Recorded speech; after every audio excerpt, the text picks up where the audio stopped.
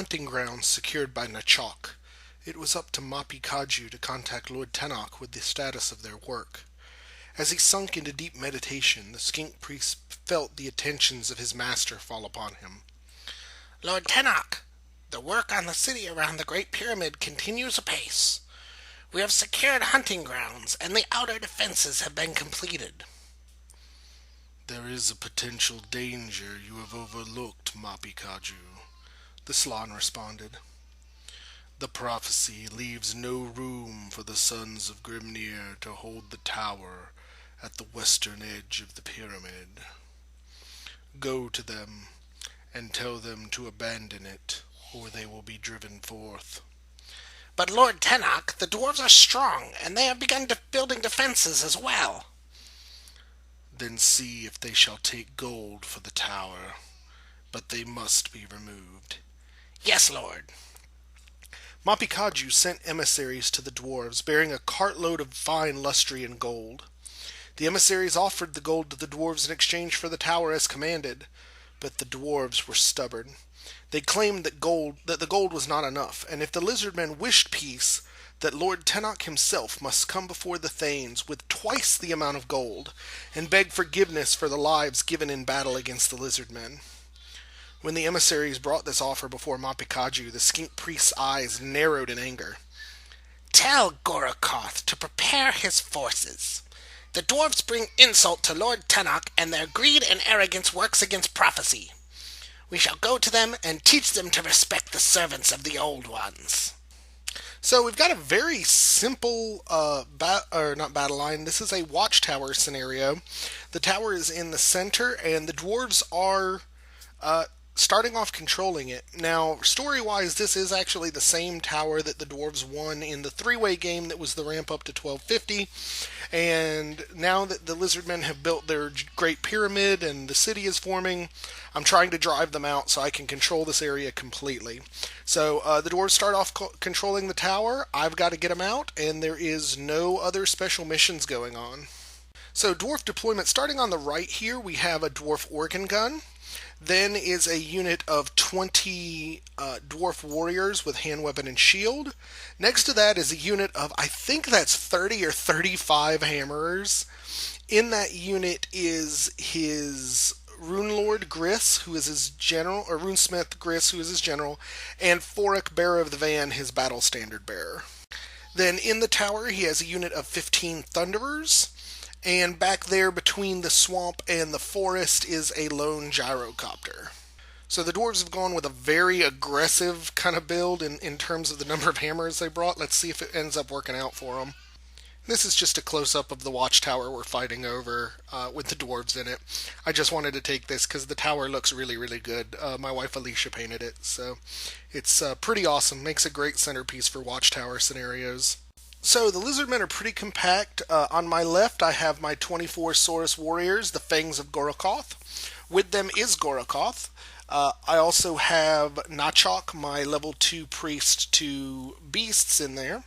Then I have an 11-man unit of Skink Cohort with a single Kroxigor, and there I have Kubonai with the Egg of Quango, and he's acting as my BSB. Then I've got a unit of 20, what are they called? 20 Temple Guard, and in there I have a second unnamed Scar Veteran with a halberd, and then next to that I have a Salamander. So I get the first turn as the attackers. I charge the building with the Skink Cohort. The Thunderers stand and shoot and just blow half of that unit away. They don't panic, and then I declare a charge with the Temple Guard.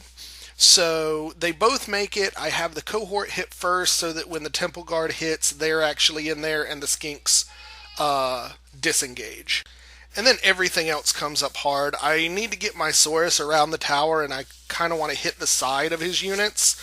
I'm also sending the Salamander up, hopefully, to flame some things. I need to reduce the size of that Thunderer unit, or I could be in a heck of a lot of trouble.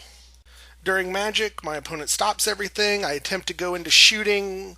Salamander tries to throw fire at the hammerers, misfires, eats all three of his handlers, but he succeeds his leadership check, so he doesn't have to make the monster reaction adjustment or reaction roll. Then we go into combat. My temple guard kill 6 or 7 of the dwarves. They don't do anything back to me, but the dwarves are stubborn in a building and they're not going anywhere, so I get pushed back an inch. So we go to dwarf turn 1. Gyrocopter flies over my skink cohort unit, tries to drop a bomb on them, misfires, and inflicts a wound on himself. And then the other 2 dwarf forces move up. He wants to keep clear line of sight for his organ gun against the temple guard. But I also realize what he's done here is he's set it so that his hammers are within a move of the building. So if he pulls the Thunderers out and puts the hammers in, I'm going to have a hard time getting that building. So I need to figure out something to do with that. And he realizes that the only thing that I can do is move the salamander up in the way, so he changes his plans during shooting, decides to try and kill the salamander off so I can't stop him from doing that, and rolls like absolute garbage with the organ gun. It only gets 2 shots off at a -1 to hit because he misfired, and he only inflicts 1 wound on the salamander. So I think the Thunderers tried to shoot at the Temple Guard and they didn't do anything. So we go into my turn. I decide this time to go ahead and charge the cohort in, hoping that the Egg of Quango will do some damage. And then I send my Saurus block around the other side, hoping to get into the flank of the hammers. And you see way up there next to the hammers, that's where I've moved my salamander, so he physically cannot get into the tower with them on his next turn. And here's just a better picture of that. So he's going to have to kill the salamander, and I'm hoping that will actually delay him long enough for me to get into his flank with the Saurus warriors. Then during magic phase, I decide that the Wissen's wild form is not doing me any good. So Notchok decides he would rather be a mountain chimera. And I succeed the 20 up roll. The dwarves cannot stop me, and I have a mountain chimera. So we go into combat. Kubanai pops the Egg of Quango. I roll a 1 on it, so I'm doing D6 strength 3 hits. And I think I did 4 hits, none of them wounded. The skinks couldn't hurt any dwarves. The Kroxigor did a little bit, and Kubanai I think killed 1, but I ultimately end up losing this by 1. I think that's the way it ended up happening. Maybe I only killed 1. Yeah, but in either case, I lost this and did not break, but I bounced out. So we go to Dwarf turn 2, and those hammerers charge the Salamander, which only has 1 result. I guess he actually hit me twice with the organ gun now that I'm looking at the die, but either way, it's got 1 wound, it's going to die, and his hope now is he actually wants to hit it and overrun far enough so that he gets out of line of charge of my Saurus warriors. Then over here, I think his ultimate plan is to move these warriors off to this forest so he can try and loot some gold. But he also doesn't want to go too far because he doesn't want to block the organ gun. So I'm not really sure what he's doing here. And then during shooting, the gyrocopter goes off. He inflicts 1 wound on... I think this is where he inflicts 1 wound on Kubanai and kills the last of the cohort except for the Kroxigor, who is still sitting there. And needless to say, the salamander goes down, but he does manage to kill a single hammerer before he dies. So, good. But then the hammerers choose to overrun and only go about 4 inches. Which, with the way they're angled, it leaves me with a long charge, but I can still see them, which is not what he wanted. And as you can see, Gorokoth and his fangs are on point, and they make the charge into the rear of the hammerers. Michael is still very confident here because he's got a lot of bodies and they can output damage. But I've seen the fangs of Gorokoth do some amazing things. I think I can put a hurting on them. Yeah, they are stubborn. Yeah, there's a lot of bodies, but I'm hoping that even if I don't finish them, I'll kill enough to make them easy for my temple guard to get to later. Then over here, I decide to charge the Notchok, who is now a mountain chimera, into the building. He can't occupy it, but I'm totally going to eat every last one of those thunderers alive. And Kubonai turns around to try and javelin the gyrocopter. And I think I put a wound on the gyrocopter here with the javelin, and the mountain chimera just eats every dwarf in the tower. So he backs off, but that's going to clear it for me next turn to put the temple guard in there, and they are going to be very, very difficult to get away. And the fighting starts. I kill a bunch of dwarves because I am always strikes first, and I don't get the rerolls because I don't have the Bastillodon here bumping my initiative. But Gorokoth goes into combat, not a challenge, just normal combat, with Forik, the bearer of the van, and kills him. Then afterwards, one of the hammerers puts a single wound on Gorokoth, so he didn't get out unscathed. But the dwarves do not break. They also fail to reform, so I'm still in their backs.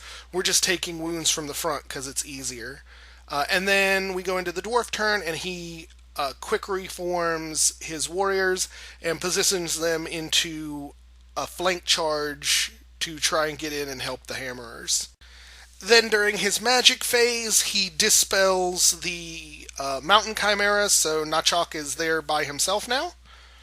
And the gyrocopter repositions himself. This actually might be the organ gun. I think the organ gun hit me and did one wound on a temple guard. He's just rolling very low and then just not rolling to hits. He's got no engineer, no real bonuses to it, so it's just not working out for him. It also looks like I have not yet put the second wound on the gyrocopter yet, so sorry about being incorrect on that. Now that we're closer, I can see he's only got one wound on him. Then the gyrocopter goes off, hits the sort of the corner of the temple guard unit, and kills two more of the temple guard. So at this point, the gyrocopter has been better at shooting than the organ gun has. And wrap your brain around that one. So then during combat, the fighting still goes. Saurus and Gorokoth are killing a lot of dwarves here. I think his general is still in the fight here. Yeah, that must be him. He's taken one wound, but the runesmith is still there. But he's doing some damage back to me, so we're kind of reducing each other evenly. I have put more wounds on him, but he started off with more bodies than me, so we're still up in the air at how that's going to work. So we go into my turn. The temple guard go into the building, which I've just put the character that was with them in there. Kubonai also joins them. He's tired of being shot at. Notchok is moving around the building to hopefully cast spells on the fangs, and cue the Benny Hill music because the Croxagore is going to start chasing the organ or the gyrocopter around. So then during the magic phase, I end up miscasting Whiston's Wild Form on my Saurus Warriors, and I end up getting a small template which hits the building, kills a few more temple guard, and does a wound to Notchok. And then during combat, we continue to kill dwarves. I've got them down to 1 rank plus the character, and I have, I think, a rank and a half of Saurus from what I can see, plus Gorokoth. So, again, the dwarves are still losing, I think, but they're not going anywhere because they're stubborn leadership 10.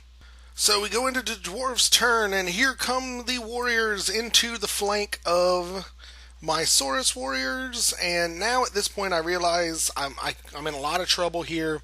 I need to kill as many of the hammers as I can, because I really don't fear the strength 3 warriors trying to take the building from my temple guard, but even this many hammers is still enough to do some damage, so I've got to throw everything I can forward before I die.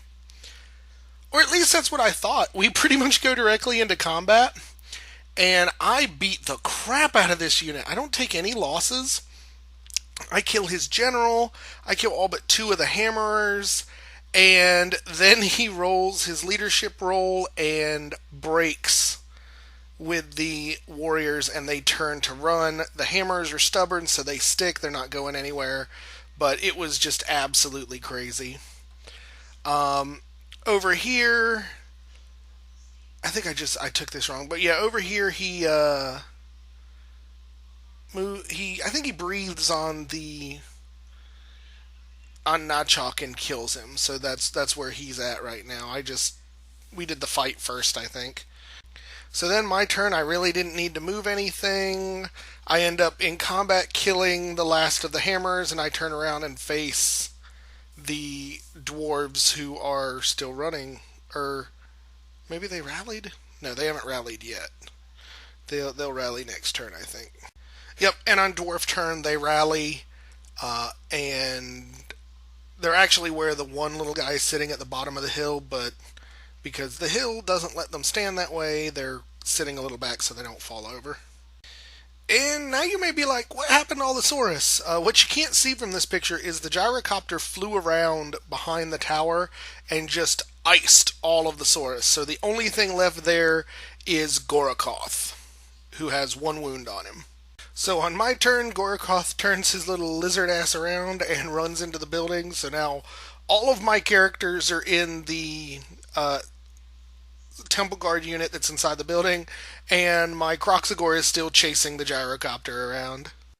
And then during my shooting phase, Kubanai throws one javelin out the window of the tower and kills the gyrocopter. I'm not sure where the second wound came from, but he had two wounds on him at this time, and I killed him. I may have hit him with Kubanai earlier, and I just don't recall it.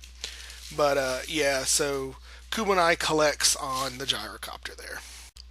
And then the dwarves make an 11-inch charge down the hill and slam into the building. So we're going to get one fight probably before this is over, because I think this is turn 5 or 6. So the likelihood is the game's going to end any minute now. So we go into combat, and with the characters and the Saurus, or the Temple Guard in there, the dwarves just can't win. They get beat pretty significantly.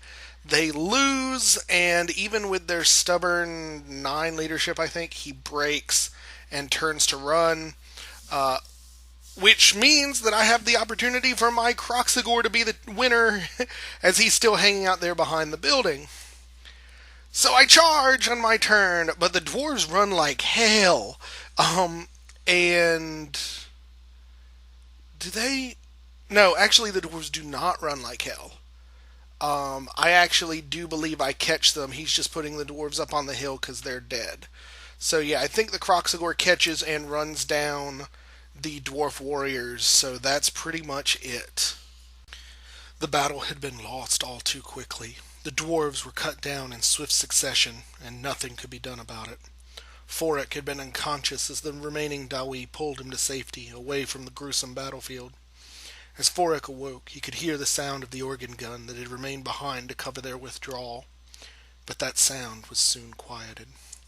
As Forik stood, he looked to the few warriors and hammerers who had managed to pull back. The sight sent a rage swelling through him that might have rivaled even the Grimfather himself. He had treated the attacks of the Lizardmen as nothing more than a territory control and rivalry, but this assault had been a step too far. This was a personal insult to all the Dawi. Forik had held himself from officially writing it into the Book of Grudges, and that had been his fault. No longer. As they arrived at their stronghold, the Thane, whose scowl sent even the Longbeard silent, called forth for the Book of Grudges to be brought. And with the whole of Clan Vale watching, the Thane cut his finger, and slowly, with full absolution, the Lizardmen who walked in these lands. And with it the Forik called forth a messenger to spread the word to all of the dwarf people that the Lizardmen were no longer to be dealt with until this grudge was settled. "My lord?" the messenger questioned almost reluctantly, but Forik's resolve was absolute as he spoke. "The scaled men are to receive no quarter, no trade. Treat them as chaos-riddled vermin. The grudge is struck." With that, the dwarf bowed and strode off to inform the other holds. As the Thane looked over the various dwarves who awaited his command, his will strengthened all the more. They had families and trade to return to, and the Lizardmen would prevent that. Dawi, this is now a war. Ready yourselves. With that, the dwarves quickly returned to their weapons and armor to be ready. It had been several cycles since a true war had been declared by the clan, but today that would change. So I have to say, this was a surprisingly good game for the Lizardmen. I actually completely thought that I would fail this mission. Dwarves are notoriously hard to get out of buildings, and I thought he was going to have me here. But they end up gaining 10 gold pieces from looting the tower itself. And for winning the game, I got inspired leadership. So I will be +1 leadership to my next game, just as I was this game. And the dwarves had a very rough time. Only thing they gained here was for losing the game, and they maintained fear against the Lizardmen, which he had this time. So other than being driven out, narratively speaking, not a whole lot gained or lost, but luckily neither of his two named characters died, so that was good. All in all, it was, like I said, a surprisingly good game. The Temple Guard are actually really good. I liked how they performed. And being able to summon the Mountain Chimera to just go in and eat the dwarves in the tower while I was blocking up his hammers from getting in was very good. I have no illusions that had those hammers made it into the building, the dwarves would have won this one. I think getting those charges early game off was very good. Let me assault the building very, very quickly. And I basically was able to bring the pain faster than the dwarves would. And I got some really, really lucky results. His Thane BSB had a 4-up ward save, and I put first 2 wounds at him. He failed both 4-up ward saves and killed him outright, which I know pissed Michael off to no end. But I had the luck when I needed it, and was able to bring it to him faster than he could handle, and it turned what frankly should have been a pretty easy win for the dwarves into another loss. So I'm not sure where Michael is going with this declared all-out war between the dwarves and the lizardmen, but I get the feeling it is going to be pretty messy for me, and I'll be facing the dwarves a lot, as I'm certain he will continue to challenge me until he has gained his satisfaction. So hope you guys enjoyed this one. As always, leave any comments or questions below, and I'll get to them as soon as I can. Otherwise, we will catch you on the next one. Thanks.